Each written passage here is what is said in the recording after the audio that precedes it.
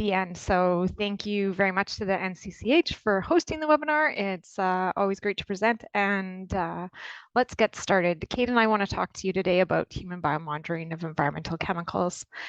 And if I continue on, what we'd like to do is set the context for what human biomonitoring is. If you already know what that is, please stick with us. I think there's something for everyone by the end of this presentation. Then we want to give you a sense of what kind of data we have in Canada and how human biomonitoring data can be used in other applications depending on the audience and who's using the data. And then we want to talk a little bit more about what could be done in the future within the realm of human biomonitoring at Health Canada. So what is human biomonitoring? Quickly, we all know people are exposed to chemicals through many different sources by many different routes of exposure. And we can measure these exposures either indirectly by measuring chemicals in environmental media, or we can directly measure chemicals in humans. And this is human biomonitoring, the measurement of levels of chemicals and their metabolites in human populations. And it provides a measure of exposure from all sources and all routes. And often we measure chemicals in blood and urine, but it can also be measured in, they can also be measured in human milk, hair, and other human tissues. And so human biomonitoring is an exposure biomarker, so that sits on the left-hand side of this continuum on this figure. But as I think it doesn't surprise most people in environmental health, there's a lot of questions about the right-hand side of the figure, or what are the health effects of these exposures. So along this continuum, there are many opportunities to study other biomarkers or biomarkers of effect that can help us to understand the relationship between exposure and clinical outcome. We'll get to that maybe a little bit more at the end of the presentation. So what kind of data do we have in Canada? I'm going to go through a series of slides, so all kind of changing the perspective a little bit, but starting with these three columns, and they'll continue through. So we have data on the general population in Canada. We have data specifically on pregnant people and children through the maternal infant research on environmental chemicals. And we collect and support the collection of data for targeted populations that may not be represented by the first two groups. So I don't want to go through every image on this slide, but essentially it's an overview to say there is a lot of data available through different surveys and studies and research platforms in Canada, and that this data can be useful to answer a wide variety of research questions. And I'm going to leave it at that for this slide.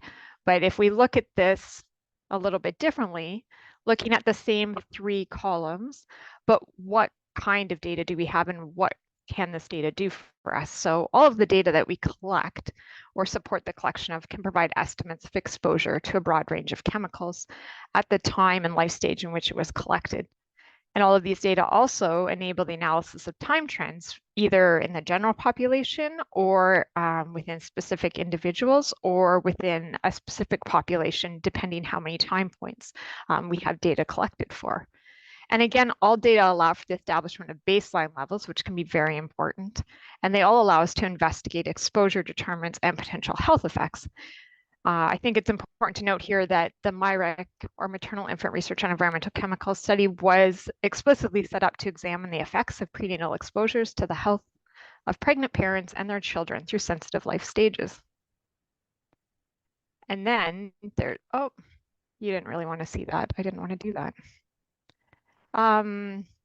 If we go forward, another way of looking at what data we have in Canada is to look at it more geographically. So I think this map does a really good job of representing where data have been collected across the country over about the past 20 years. So in blue, you see dots for each site that has hosted the Canadian Health Measures Survey team. And there's different numbers there representing the different cycles, which I'll talk about in a minute. There are 10 green triangles representing the sites of the Maternal Infant Research on Environmental Chemicals study, so MIREC. And then in the brown and different shades of yellow, we're representing north of 60 support for the Northern Contaminants Program, which helps Indigenous, First Nations, Métis, and Inuit community to answer research questions about contaminants in Canada's north. And then in the south, the different shades of yellow represent the First Nations Biomonitoring Initiative and the number of sites that were visited in each ecozone across the country. So if I talk just briefly about the 3 pillars in a little bit more detail, the Canadian Health Measures Survey is conducted by Statistics Canada in partnership with Health Canada and the Public Health Agency of Canada. They conduct cross-sectional surveys over 2-year cycles. So to date, 6 cycles of data are available. The 7th is currently under collection. And each cycle samples between 5,000 and 6,000 people living in Canada between the ages of 3 and 79 to produce national estimates. So there's been about 100 sites and 35,000 people who've participated. The survey is representative of 96 to 97% of the population. So certain populations, including the incarcerated, the Canadian Armed Forces, people living in northern or remote communities, as well as people living in First Nations reserve communities, are not included in the survey. And because we're interested in environmental chemicals, I think it's important to give you a snapshot of the exposure biomarkers that have been measured across cycles of the CHMS. And I'm not going to go into the details of each class of chemicals, but I think it's important to note the repetitive nature with which we've measured several classes of these chemicals, because that becomes important to future research questions. And then if we switch from the first column to the second column, which was in teal in my earlier slides, and talk about pregnant people and children, I think an interesting way to think about environmental chemicals in this population is we've probably all seen warning labels about alcohol in pregnancy or cigarettes and smoking in pregnancy, but we can't do the same with environmental chemicals due to the many sources and exposures that we have. I'm hearing one person in the background, just so in case you could mute yourself, but that's okay. And so why would we follow pregnant mothers and their children? So both the pregnant women and the fetus and babies are at vulnerable life stages due to physiological changes in the rapid growth and development of fetuses and babies. And early life chemical exposures and both pregnancy can have long-lasting health effects that may be passed on. Well, I guess pregnancy could be, effects in pregnancy could also be passed on to the next generation. So because we know all Canadians are exposed to chemicals, we also know that when we're exposed matters. And so it's important that pregnant people and their children, that we're explicitly studying their exposures and the effects of those exposures in this population. And much like I gave for the CHMS, this is also an overview of exposure biomarkers in the MyRec research platform, but in a slightly different format. Data aren't collected in 2-year cycles, but they're collected in different follow-up studies of the cohort. And I think it probably shouldn't be surprising, and it's a good thing that many of the key chemical classes that have been measured are similar between the two initiatives. And like I said earlier, MyRec was explicitly set up to look at health effects. So there are effect biomarkers that have been collected that allow researchers to look at maternal health, infant development, neurodevelopment, puberty, stress, and metabolic markers throughout the lives of the participants of the MyRec cohort. And if we turn now to the third column that had been in my earlier slides, not all questions can be answered by large surveys, and sometimes large surveys can help to highlight populations of particular interest that may require additional study. So targeted studies may help us to better understand exposure in specific areas, exposure in specific populations, or behavioral associated exposures. So I'm going to briefly just give 2 examples, not exhaustive, but one is Arctic contaminants research. So contaminants find their way to the Arctic through air and ocean currents and accumulate in the food chain, which just happens to be a primary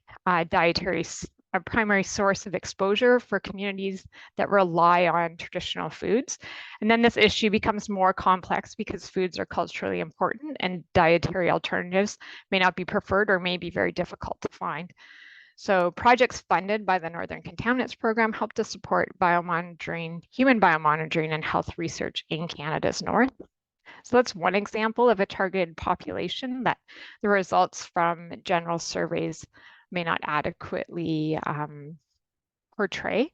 And then the second example I wanted to give was an occupational exposure. So it's known that cancer is responsible for 85% of duty-related deaths of firefighters in Canada. And so since the early 2020s, the Government of Canada has been working towards an action plan to protect firefighters. And since 2015, researchers at Health Canada have been involved in ongoing collaborative biomonitoring research to look at exposure to chemicals in this population and ways to mitigate those exposures.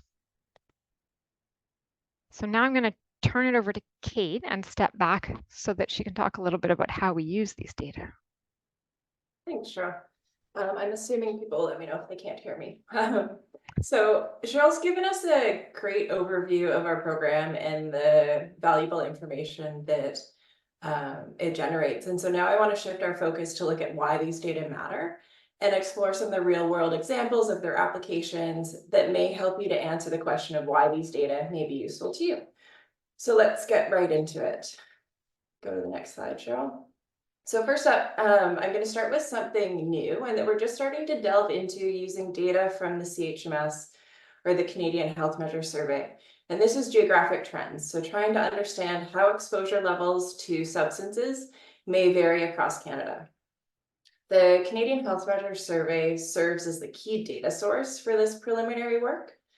And while the CHMS itself is designed to be nationally representative, it does collect information from 16 individual sites across Canada during each of the collection periods or cycles. And so each site has a sample size of approximately 300 people.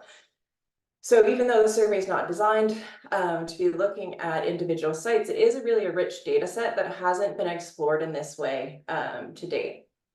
So within the CHMS, the sites are then further categorized into 5 different regions. And the regions are BC, the Prairies, Ontario, Quebec, and the Atlantic region. And the preliminary data that's presented here today are for PFAS, or perfluorooctane sulfonic acid, and it was measured in individuals across Canada. The graphs illustrate these data, and they're separated by collection period, so there's 4 collection periods presented here, with averages for individual sites color-coded by the region. And it's important to note that, again, we're really at the early stages of exploring this data in this way, and so we can't make any conclusions. But the color-coded representation by region does give some sort of intriguing groupings, such as looking at the sites within Ontario and seeing how they exhibit concentrations at the higher end in some of the collection periods. So we're going to continue to explore these data to see how they can be used to answer questions that are more geographically specific rather than solely nationally representative. And moving forward, our exploration of uses, we're now going to look into looking at trends over time. So this work is ongoing. As we collect new data, we can then explore any updates or changes to trends over time. Currently, from the Canadian Health Measure Survey, we have data available from 6 collection periods in the Canadian population. We've observed declining trends, excuse me, for a number of chemicals. I'm not going to get into all of the details here, but if you're curious, I recommend you go check out the paper that's listed at the bottom here that was released in 2021 by my colleague, Tyler Pollock.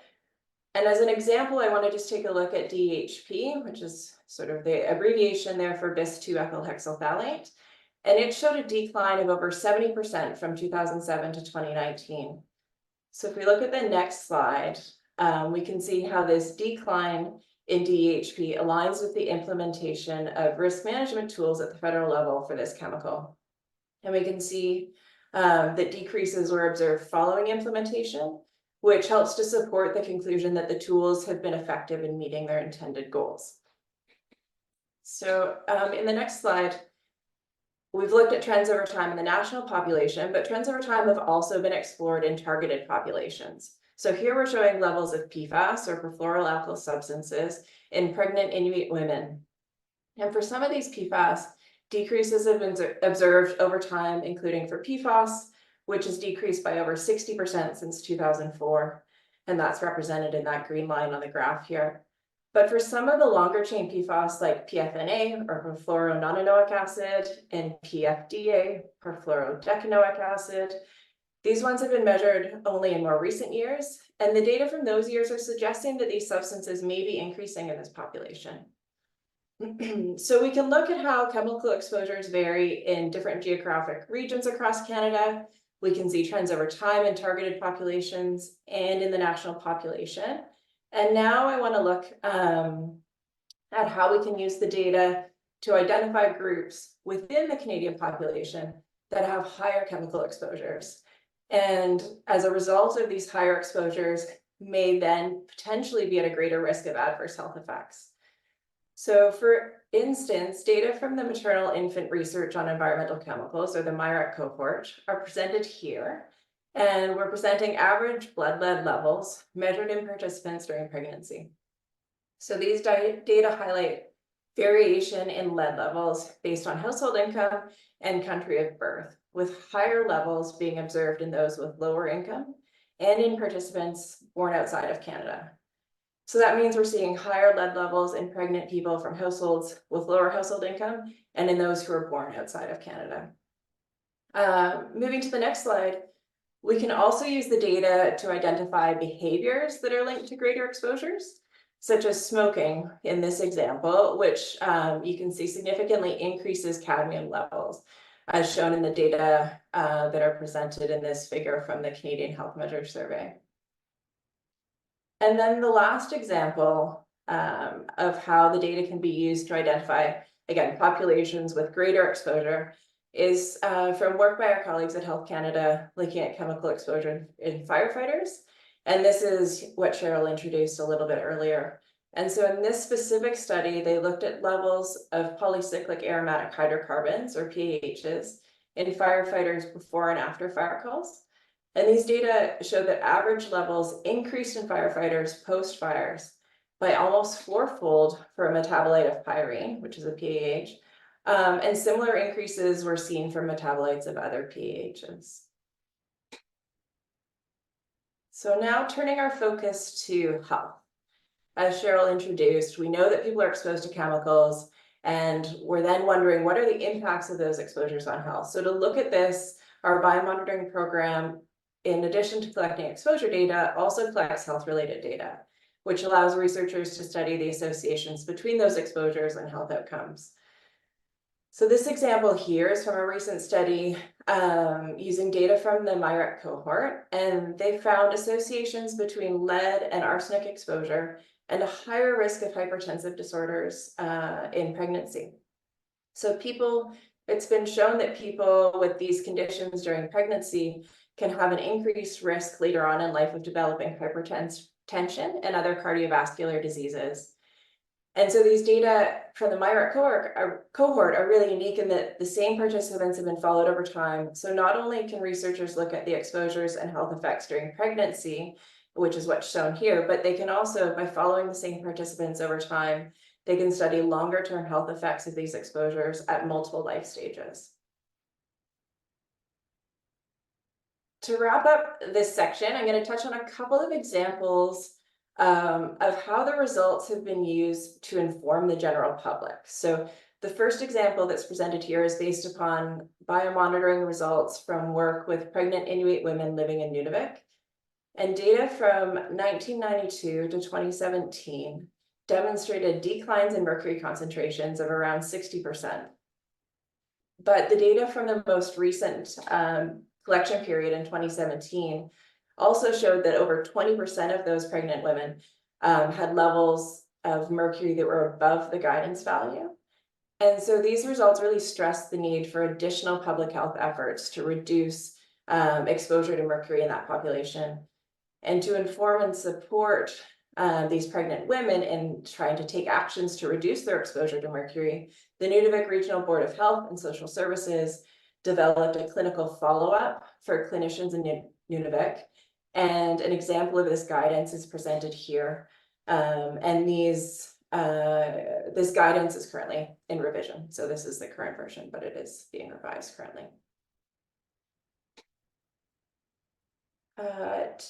Sort of one of the other things that we're trying to do is bridge the gap between the work that we do, the data we produce, and the public awareness of the data. So we've taken efforts to communicate our findings effectively to a broad audience. And specifically for the CHMS, we've published reports, and these reports include summary data, and we're aiming to communicate the data both to stakeholders and to the general public. And we've been producing these since the first cycle, with the first report coming out in 2010. And so these reports were put out in both PDF and HTML formats, and included, amongst other information, data tables for each chemical measured in that collection period or cycle. And the last report was released in 2021. Since then, we've transitioned to working on developing a new and more dynamic format of reporting the results that we could update on a more regular basis and would provide not only the summary data, but also figures to be able to visualize the data. So in August, we released the Canadian Biomonitoring Dashboard as the culmination of this work. And this user-friendly platform allows easy access to comprehensive summary data from the CHMS. It provides visualizations in the form of figures, and also has links to other resources that are related to biomonitoring. So it's really meant to serve as a dynamic resource for stakeholders and the general public to explore and understand biomonitoring data. And I'm not going to go into doing a demonstration of the dashboard, but really welcome you to take a look at the link and explore on your own. If we go to the next slide, I do have a few screenshots of what you'll see when you access the dashboard. The dashboard itself is set up so that you can search for your chemical of interest, and then you can narrow down your selection if there's any sort of specific interest that you have. For example, if you're interested in a certain matrix or units, you can select these.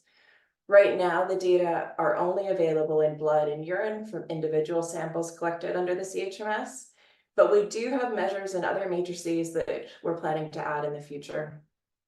And there's also a couple of different views available when you access the dashboard. You can look at figures plotted for the total population by collection periods, or you can look at the data divided into age and sex groups. So the example that I've presented or included in the slide here is showing methylparaben, and the view showing results by sex. So the data for each collection period are separated into averages for males and females separately. And these figures, as well as the data tables, are available on the dashboard, and you can download them as well. In addition to the dashboard, we've developed fact sheets on sort of select chemicals and chemical groups that have been measured as part of the biomonitoring programs at Health Canada. And these offer more of an in-depth overview with background information and highlights of the data that have been generated directly as part of Health Canada's biomonitoring program or through Health Canada supported studies. And these resources are available in the dashboard's resources tab. There's the link at the bottom of the page here. And these fact sheets provide some of the same figures you can access in the dashboard, but additionally, they also provide summaries of trends over time, data from targeted studies, and some comparisons between levels measured in some populations in Canada and those measured in the national population. So they're a great way for stakeholders and the general public, again, to get information on exposures to a chemical or a chemical group in Canada. There's currently 10 of these fact sheets available, and another set are currently in development and are planned for release later this year. The new versions that will be released this year are building upon the existing format, but have been tailored and are intended to be even more accessible to non-technical audiences.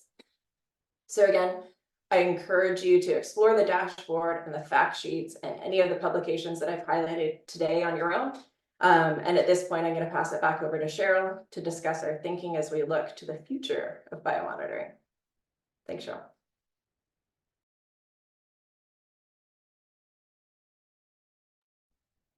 Sorry, Kate, I might have just asked to unmute you. I didn't mean to do that. All right, thank you for that. And so to turn our direction a little bit to the future, there have been biomonitoring initiatives at Health Canada for almost 20 years. It seems like an appropriate time to be thinking about what has gone well and what needs to come next. But at the same time, I think the field of biomonitoring, like any field of science, has been evolving over time. And so this is also, I think, reflected in some of the thinking that you'll see. So the future, when we think of the future directions, I think we can think of the influences of changing priorities and new legislation, and how we identify the needs of partners and people who may need or want to use biomonitoring data, and how we can put that into a framework for future work. So let's start with legislation. So the Canadian Environmental Protection Act was amended for the first time in over 20 years, and that came into law in June of last year. And so under the new amendments, there will be increased focus to include work to identify populations that may be disproportionately impacted due to greater susceptibility or higher exposure to environmental and health risks. And so just to note here, there's a nice asterisk that our terminology is changing. And so you'll hear vulnerable populations and disproportionately impacted populations, and we're transitioning to use disproportionately impacted populations more as often as we can. But the implementation will also require the government to conduct research and studies, including biomonitoring studies, which may relate to these populations. And then tangentially related to biomonitoring, but also really important under the Canadian Environmental Protection Act and the work that's done there is to develop an implementation framework to set out how the right to a healthy environment under the Act will be considered in administering it. And I think a lot of this mirrors a lot of what we see from a scientific perspective. So when the biomonitoring program was first initiated at Health Canada, it was really exciting to have data representing the average Canadian. We didn't have that. And it was important and could help tell a story. But increasingly over time, we are getting more and more demands for data and analyses that are much, much more complex. And people want to tease apart the data or to know more about certain subpopulations or to be able to say more with the data. And so we need to think about how a program going forward can collect the kind of data that can be used to answer a much broader range of questions than it has been in the past. And so we've been doing some thinking internally, and we've also been talking to partners. And I think this slide sums up nicely some of the common themes that we've heard from other people. So biomonitoring data is needed across chemicals management programs. There's a lot of biomonitoring data out there, and everyone is sure that there are more stories to be told with the data that's there. So what more can we learn from what we already have? A lot of people would use biomonitoring data more if there were more tools to interpret biomonitoring data. So how can we address this gap? And then not surprisingly, everyone could use more data. And the areas that we saw the most need for more data were around health effects, source attribution, and disproportionately impacted populations. So all of this has led to a draft framework that is presented on this slide. It's a work in progress. And I think what's important is that we're moving away from talking specifically about the activities that we undertake within the biomonitoring program to instead talk about the types of data and information that are important to help answer research and policy questions. So we can see here, instead of talking about the Canadian Health Measures Survey or the MIRAC cohort or support for the Northern Contaminants Program, instead we're talking much more about the types of data necessary so that we can be more flexible in identifying the best mechanism to collect or analyze the data to answer research and policy questions that come into the biomonitoring program.